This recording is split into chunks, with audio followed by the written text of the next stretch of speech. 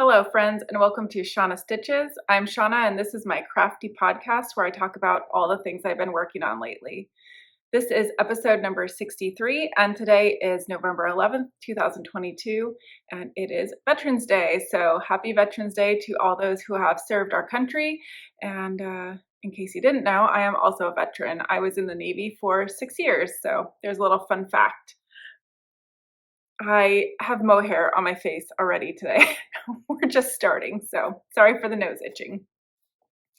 Before we get too into things, I just want to mention you can find me on Ravelry and YouTube, obviously, as Shauna Stitches, and also on Instagram. You might notice today I am wearing my Love Note sweater, a pattern by Tin Can Knits.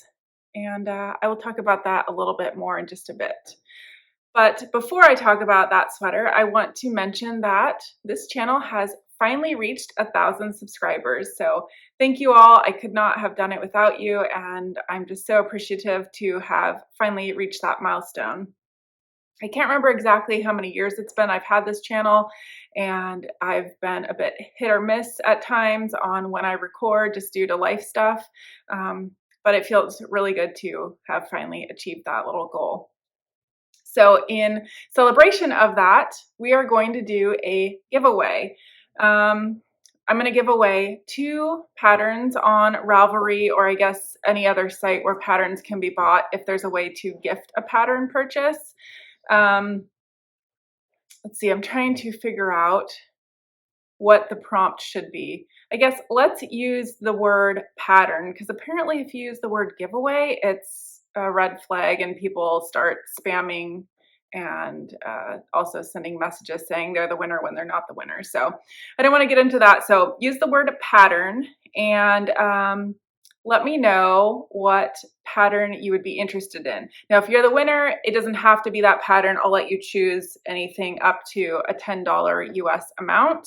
But let me know what you're wanting to knit right now, because as if I need more things in my queue, but I'm always happy to find new amazing patterns. So again, thank you all so much. If you are so inclined to like and subscribe, that would be amazing. I will announce the winners for those 2 patterns probably the next time I record.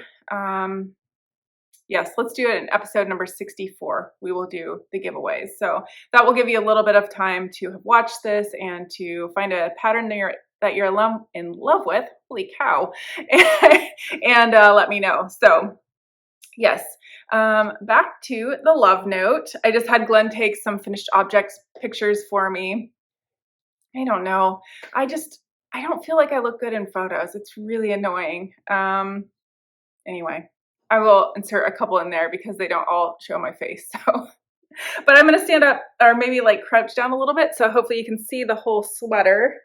I'm kind of in a precarious spot here, so it's a bit difficult to show the whole thing.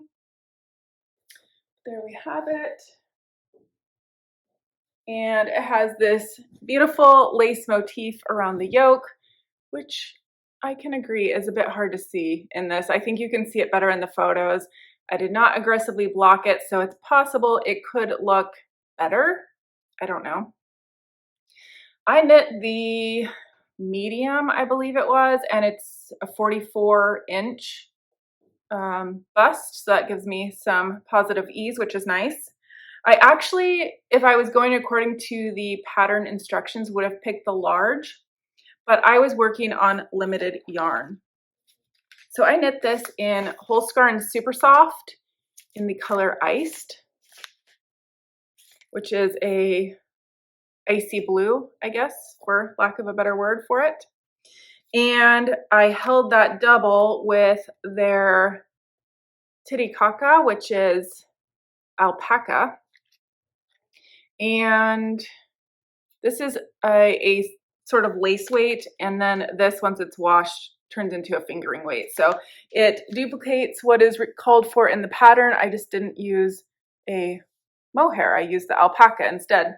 And I wish I had a better photo of this. In fact, I might have a better photo of what the fabric looked like before it was washed, but it it really filled in. Now you can still see it's kind of sheer. I'm wearing a tank top under it, especially with the lace, how it kind of goes low. I probably wouldn't ever wear that regardless of the fabric without something under it. But the stitches really bloomed very nicely. I feel comfortable in it. I don't feel like I'm showing off too much. So really enjoyed that. As I said, I knit this in these yarns. I had 3 balls of the Holst Garn Supersoft. One ball has 314 yards, and I had 2 of the Titicaca, and that one has 400 meters. That's weird. One will show you the yards, but the other one doesn't.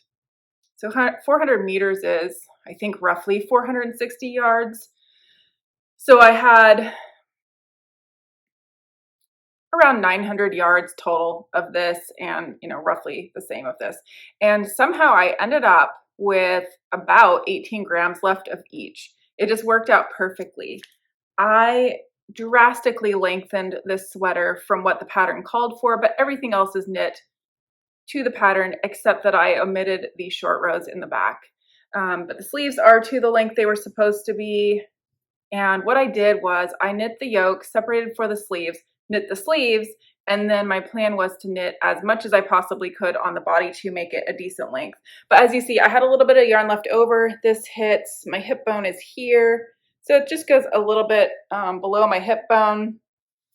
That is where I like a sweater or a shirt to fit. Not into crop tops. I'm not into showing my belly.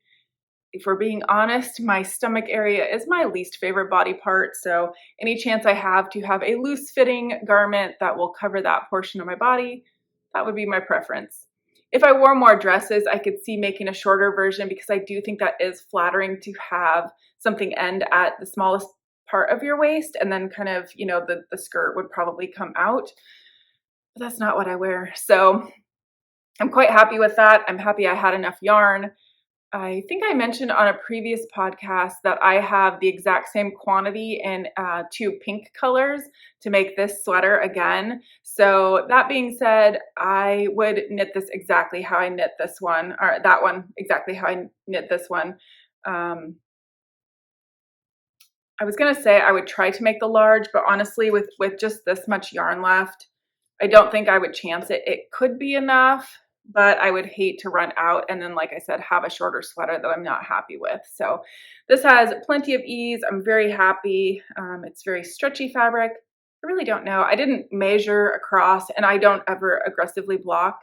The way I block, interesting, I guess, maybe, is I will soak it. And for this particular yarn, I soaked in very hot water, not as hot as I could get it, but almost, with some Dawn dish soap. And I soaked it for 20 minutes, got new hot water, put more dish soap in, a little bit of vinegar, and soaked for another 20 minutes. And then I did a rinse cycle of just hot water for 20 minutes. And then I did a final soak of a wool wash with the sweater. And that's because the Holst Garn has spinning oils left in it. And that's how you get the nice bloom, is to get all of that spinning oil out. I really can't tell you how nice and soft this has turned out to be. I know Supersoft kind of can feel a bit scratchy as you're knitting with it, but it softens up a lot. And I can't tell, the alpaca yarn is already quite soft, so I'm sure that did soften it up a bit too. I think that's all I have to say about that. This project and all my other projects that I'm going to talk about are linked down below with a project page on Ravelry. I make pretty good notes. Definitely all the yarn, needle sizes, and any modifications I do will be mentioned down there. Okay, what's next? I do have some show notes, but I'm not always great about following them. Next finished object I have is my twists and turns, which is no longer a spoiler. And I made podcast episodes following along the progress of this entire shawl. So if you have not seen that yet, I encourage you to go back. I believe it's going to be episodes 58 to 62, something like that. But you'll see them in the most recent previous podcast episodes. I really love this. I think it turned out fabulous. if you were not following along with the knit along progress or updates, I used Knit Picks palette yarn, which is a fingering weight yarn, in the color, the tan is Almond, the coral is Conch, and the pink is Cosmopolitan. And I love it. I'll be honest, I didn't always know where this shawl was going, but once it's finished, I think it's really beautiful. If you go back to episode 62, I show you a really fun way to wear this shawl where it's wrapped around your body, kind of like a shirt, and I really love that. I haven't tried it on any other shawl pattern yet, but that's going to be my go-to way to wear shawls. I just love it because it stays in place. It'll keep you warm. You don't have to worry about it falling off. It's really awesome. So yeah, I do wish it was a bit deeper, especially in the middle there. That's my only complaint, and it's not really a complaint. It's just that I have a much bigger torso than a lot of people. So again, I didn't aggressively block this. I probably could change the depth a little bit, but I just don't feel the need to pull my knits all out of shape. I just really like to let the stitches bloom and relax and fall into place. Aren't those I-cord details inside the cables just so cool? I think that's such a fun technique. And, ooh, sorry, that was hitting the microphone, so hopefully you didn't have a really loud noise there. So I apologize for that. That is twists and turns. We're done. I cannot wait to see what we come out with next year. It's always so fun. I have a lot of finished objects today. The next one is a fabulous cowl by Stephen West. This is the bubble cowl. And when you're looking it up on Ravelry, you have to type in the first, the bubble cowl. So if you just type in bubble cowl, some other weird things show up. I guess not weird, just not this one. So this is a super thick fabric. It is fingering weight held double, and it's in a tube. So it is 4 layers of fingering weight yarn thick, which is amazing. I used all scraps for this and held them all double. So fingering weight scraps held double, except for this little blue stripe here is a sport weight. That was from my swag. I forget how to say it, but it's a sweater. The blue was my lacy portion. So it's so fun to go through this and see just all the projects that I can remember from it.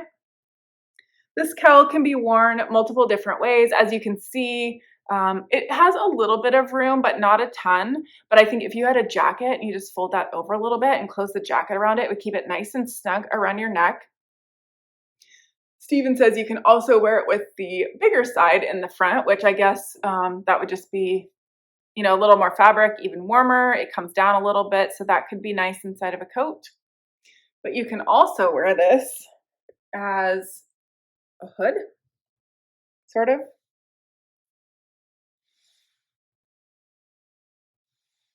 Yeah, I don't know how well it would stay on like this, but if you were out in the cold without a hat, this could really help. And it still covers your neck like that. So, I mean, I look funny, but when I'm cold, I really don't care how I look.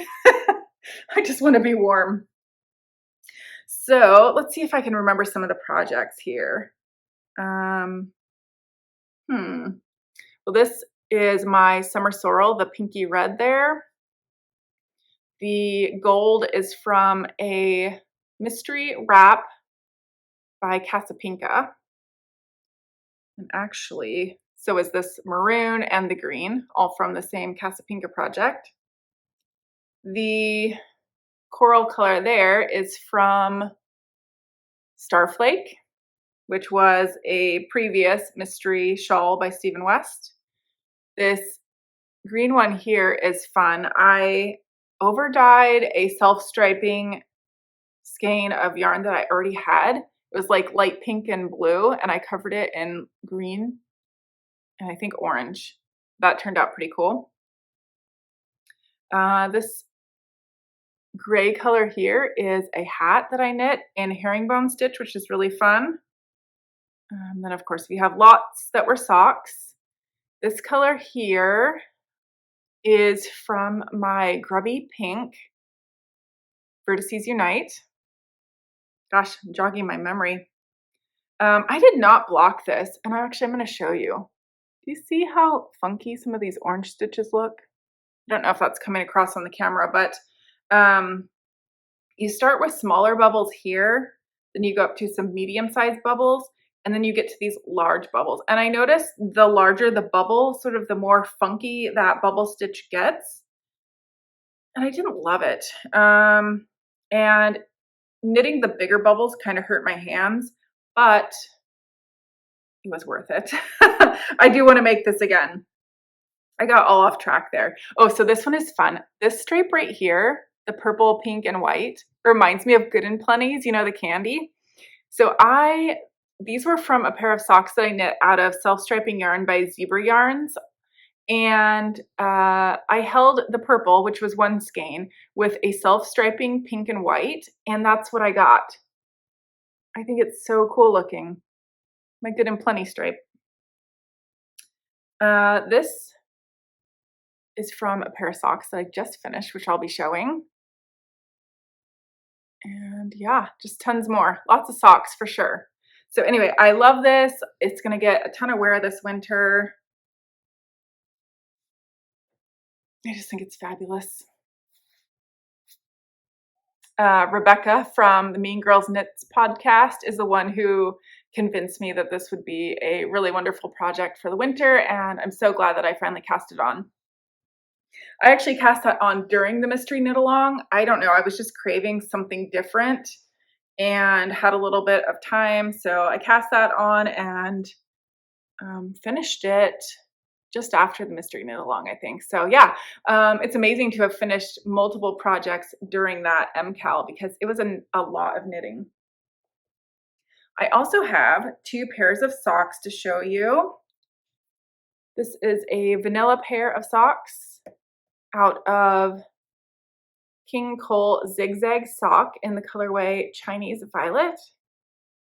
And it's really pretty. I did a slip stitch heel flap, 20 rounds of 2x2 ribbing for the cuff, 70 rounds of leg, and then the foot. And they both match. So, well, they don't match, but the numbers match. So these are a gift. They will be getting gifted soon. The other pair is also a gift knit. And these are in Drops Fabel in the color Picnic. And I thought that these were kind of Christmassy. So I knit them up. They're going to be a gift. I did the same heel from Hermione's Everyday Socks, which is a Eye of Partridge with a garter ridge border around it. And I have to say, although it's a very pretty heel, I just don't really enjoy knitting it. So, and maybe that's because I have to look at the pattern, but I think, I don't think I'll be doing that one a lot. I really prefer the slip stitch heel flap. Ugh, more fuzz. All right, so I think that is it for finished objects. That was a lot. It's amazing what you can accomplish in a short amount of time. My works in progress, I have a lot of those. The first one I'm going to show is the Travel Mode 2.0. And I know I've shown this before. I think I was still at this stitch marker the last time I showed it, so I was not very far into this. And as you can see, it has grown substantially since then. I am using an advent calendar from last year from A Yarn to Die For. She's on Etsy. And I kept all of my yarn inside the little envelopes that come for an advent. So although I opened them last year, reopening them is as much joy as it was the first time around because there's no way I remember what any of those look like. So as I open them and wind them up and, reopen them to knit them, it's just a fun experience each and every time. Because obviously caking something up, you get one aspect of the yarn. But then knitting it, you see all the little nuances, the darks, the brights, the different colors and tones. And it's just so, so pretty. So that's my plug for Advents. If you don't use them right away, keep them in the envelopes and surprise yourself with the yarn again and again and again. It's just great. So I don't know that I can get it all on screen, but that gives you an idea of most of it. I'm knitting them, the colors, in order. So when I started down here, this was day 1. And as you go, the days go along. I am not color managing at all. I will say there are some smaller stripes in here. And the smaller stripes, I'm using leftovers of some of the bigger sections. So section 1 here, and I think this little stripe was section 4. They're the same color. And anytime that we get into sort of the smaller sections, they're repeats of other colors, but everything else is its own color. So that being said, I'm on section 21 and it's day 18's yarn. And there are 29 total sections, and that includes a border that goes around the entire wrap. I haven't quite figured out what I'm going to do for the border, but I think it's going to be scrappy. I can't find anywhere that says how much yarn the border should take up. It does use multiple colors, but by picking up all the way around, you end up with something like 800 stitches, and you have to do a couple rounds at least with each color. So I don't know that I'm going to have enough yarn left to do it exactly as written. So mine might be extra scrappy, and I think that'll be okay. I don't think I'm going to mind. All right, what else do we have here? The next work in progress I do believe I showed in the last podcast, and I also don't know that I've worked on it at all since then. So this is the Dustland socks by Stephen West. It's a all over texture, multiple texture panels sock. This is a gift. And I have the cuff done. So I need to get these done before Christmas because they are a gift. So that is high on my list of things to get done. I have a finished objects and works in progress tower over here sitting on a chair, and it is threatening to fall over. So that's what I'm trying to manage. The next work in progress I have is another sock, shocker. I think I mentioned it's going to be 2023 is going to be a year of socks, but I'm getting that started early. This is going to be a little bit hard to see. Maybe you won't see it at all. I can't honestly tell from here. But this is a sock pattern by Anna-Lena on YouTube, and I think also Etsy. She's linked down below. It's called the Helgen socks, and the pattern is supposed to look like dragon scales. She explained it. I think Helgen is a dragon from maybe Skyrim, and she thought that this looked like dragon scales.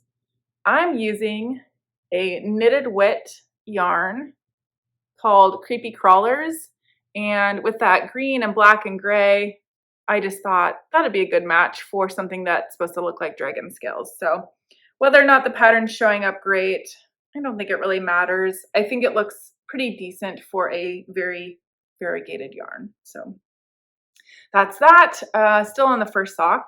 Those need to get done also before Christmas. So you can see I have my work cut out for me, but that's not all. I have one last pair of socks that I need to get done before Christmas. This is a vanilla sock, so that'll make it go by a little bit faster.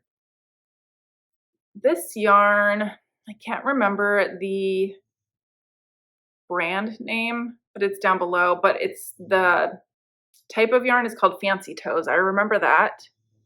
and the color just had a number, so I think it's 23, but I don't recall.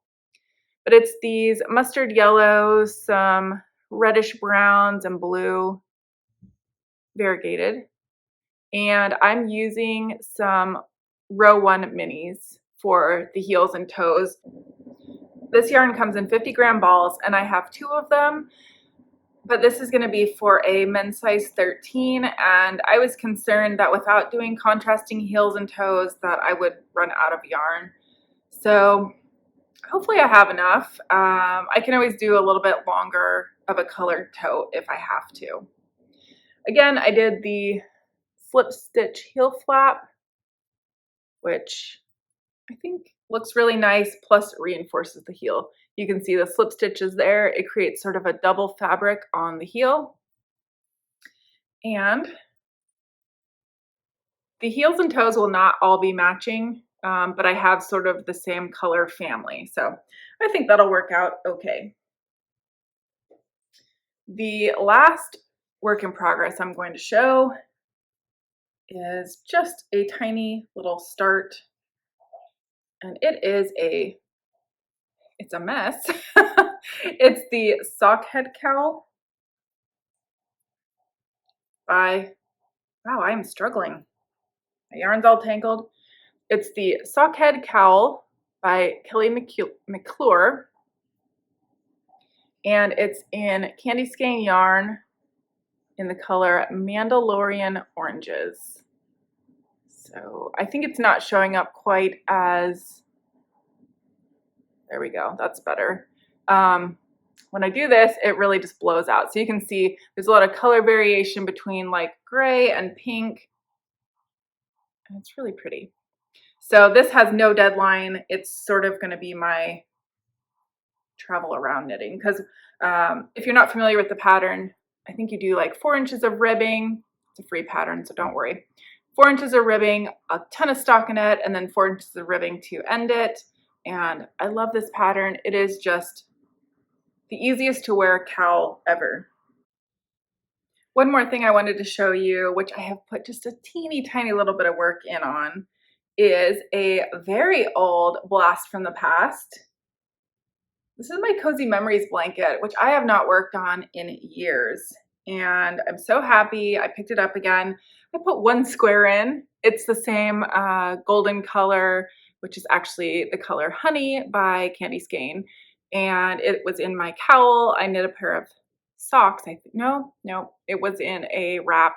But I had leftovers, so I put a square in. I want to put more squares in. I just have other things that are taking precedence. So I think this is around 105-ish squares. And it's amazing how heavy it is already. I didn't actually weigh it, but once this is like actually blanket size, it's going to be so warm and wonderful. So I may work on this during December. I haven't decided yet. We don't normally travel for Christmas, but we're going to be traveling this year. And I don't see this as a super portable project. So I haven't decided what I'm going to be working on yet, or if I'll be starting any Advent knitting. I may and I may not.